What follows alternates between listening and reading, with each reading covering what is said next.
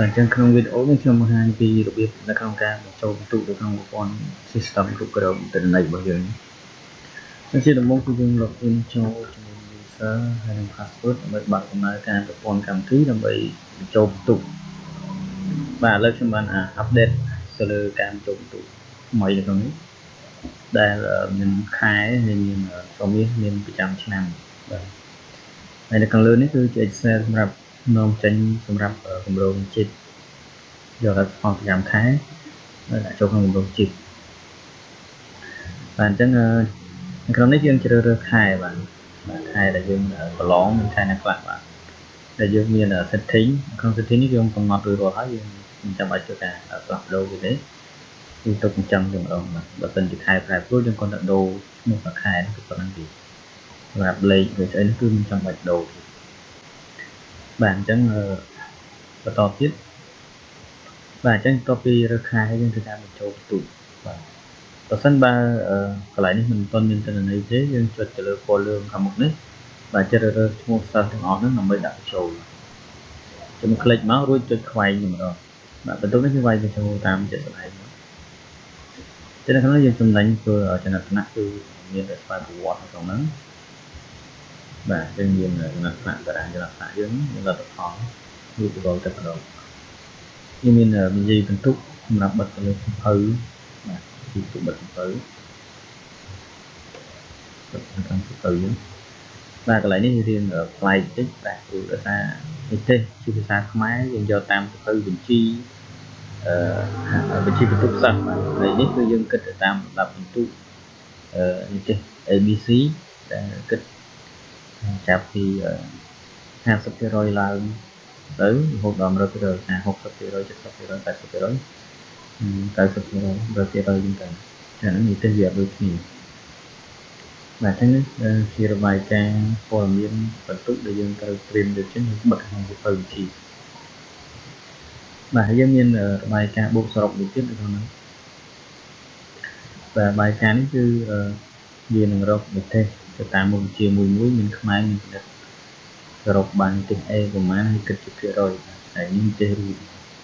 នេះតាមមុខវិជ្ជាពីមុខវិជ្ជាហ្នឹងបាទចំណែកនេះគឺទេរួមបូកចូលគ្នាអស់ដល់ទៀតយើងមានលិខិតសារចឹងពេលយើងប្រឡងចប់ពីលេខ1ដល់លេខ5គឺយើងមានលិខិតសារក្នុងក្លាស6នេះអាចបោះពុំចេញបានបើលេខទូនវាចេញ2ដងអត់មានលេខ5អញ្ចឹងយើងមានលេខ4 2ដងបាទឧទាហរណ៍អញ្ចឹងក្នុងនេះមាន5ស្លឹកយើងស្ដាប់ print បានដើម្បី print យើងចុចមើលស្ដាំវាពាក្យ print រើសម៉ាស៊ីន print ហើយយើងធ្វើការបោះពុំតែម្ដងបើសិនយើងគ្មានម៉ាស៊ីន print យើង export វាចេញជា PDF ដើម្បីផ្ញើ file ទៅ print នៅពេលក្រោយបាទតទៅទៀតនៅក្នុងឆមាសឧទាហរណ៍ឆមាសទី1ចូលបន្ទុកបើសិនជាមិនទាន់មានឈ្មោះសិស្សយើងចុចកន្លែងនេះហើយយើងចុចពាក្យថា select ទាំងអស់មកដើម្បីបញ្ចូលឈ្មោះសិស្សចូលនេះយើងវាយបន្ទុកបញ្ចូលក្នុងប្រអប់នោះបាទអញ្ចឹងតទៅពីយើងបញ្ចូលរួចគឺយើងមើលចំណាត់ថ្នាក់បាទចំណាត់ថ្នាក់គឺចំណាត់ថ្នាក់ប្រចាំឆមាសតែម្ដងអត់មានចំណាត់ថ្នាក់ឆមាសទេពីយកខែក្នុងឆមាសទី1ជាលទ្ធផលចេញមកបាទយើងមានរបាយការណ៍មានអីគ្រប់ទាំងអស់ហើយយើងមានសារដែរសម្រាប់លទ្ធផលប្រចាំឆមាសទី1ហ្នឹងយើងមាន5ដែរបាទមួយទៀតគឺប្រចាំឆ្នាំគឺมันមានបញ្ចូលបន្ទុកទេយើងមានតែចំណាត់ថ្នាក់ប្រចាំឆ្នាំបាទនេះចំណាត់ថ្នាក់ប្រចាំឆ្នាំទី1ទី2លទ្ធផលប្រចាំឆ្នាំបាទជាក្នុងនេះយើងមានជាបញ្ជីជាប់ធ្លាក់បាទយើងមានជាប់សុទ្ធធ្លាក់សុទ្ធមានជា Excel ហើយនឹងមានជាទម្រង់បញ្ជីទម្រង់ដូចនេះឧទាហរណ៍ជាប់សុទ្ធអញ្ចឹងមានប្រមាណអ្នកដែលជាប់សុទ្ធនៅក្នុងនោះណាអញ្ចឹងមធ្យមភាគឆមាស1មធ្យមភាគប្រចាំឆមាស2បូកចូលគ្នាលទ្ធផលជាប់សុទ្ធបាទមានធ្លាក់សុទ្ធធ្លាក់សុទ្ធនេះដោយសារឆមាសទី2យើងអត់ទាន់បានប្រឡងហើយនឹងបញ្ចូលបន្ទុកទៅប្រហែលមួយខែអញ្ចឹងលទ្ធផលវាអត់ទាន់ចេញមកជាផ្លូវការទេបាទហើយនាំចេញជា Excel បាទហើយចុងក្រោយគឺមានលិខិតសារសម្រាប់ប្រចាំឆ្នាំយើងមានលិខិតសារចំនួន5ស្លឹកដូចគ្នាបាទហើយ chẳng có quan tâm này với mình update từ được tính bạn cái chuyện đầu tư cái giảm khai tiếp đồ khai bị kia chứ và dân có lon 100 khai to tiếp đồ khai bị thổ na chứ nhưng rất bị thổ na mất và dân phải càng bị trâu tự lòng mình đỏ tiếp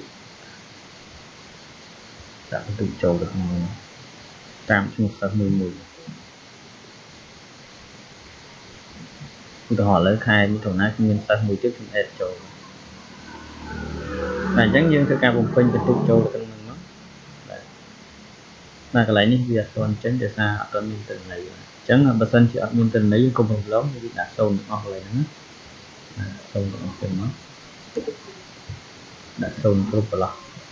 chẳng viên bật tình này tránh sâu như vậy thế đoàn chân ca phải cho phần tụ từ miền bậc phần á hay dương ai ở tất cả biệt ẩm tình này bậc mà nhưng mà rộng tình này được